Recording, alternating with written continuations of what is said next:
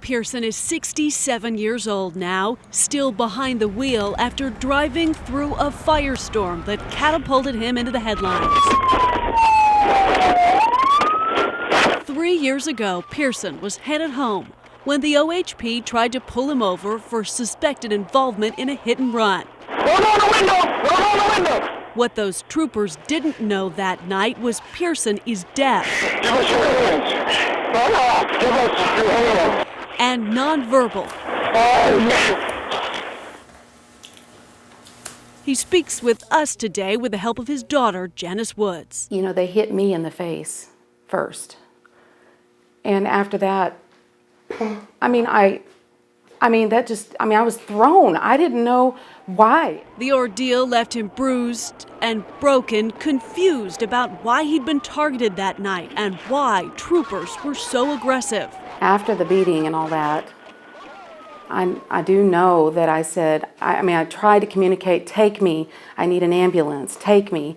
And they were like, no, no. And they were just going, it felt like slow as snails, you know, and I was thinking, please, Lord, don't let me die here. You know, when we finally got to the emergency room, to the hospital, I thought, I'm safe. The district attorney cleared the troopers and charged Pearl Pearson with resisting arrest. We spoke with the DA about the case back in 2014.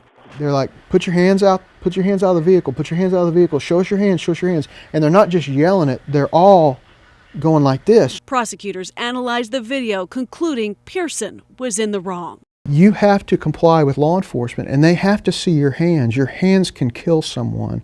That's what you grab weapons with. That's what you punch people with. That's what you stab people with. That's what you shoot people with. Your hands. Troopers feared Pearson had a weapon.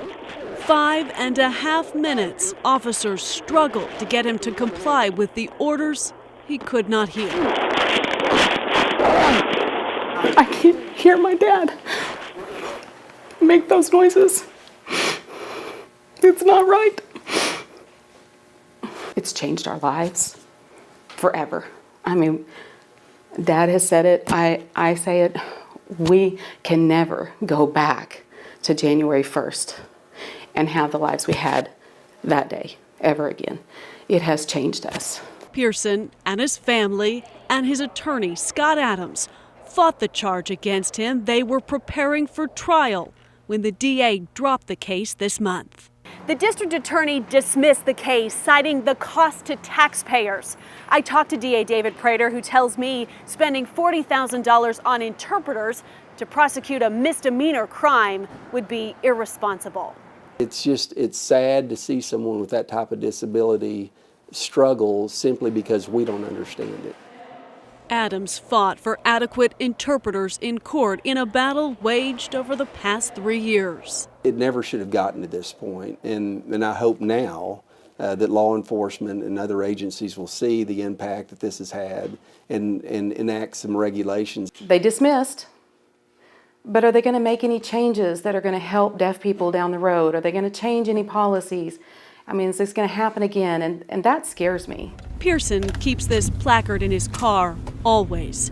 His first tool for communicating his disability in a situation where there may have been misunderstanding. He didn't have a chance to show the officers, who acted quickly when they pulled him over that night. Allie Meyer, Oklahoma's News Channel 4.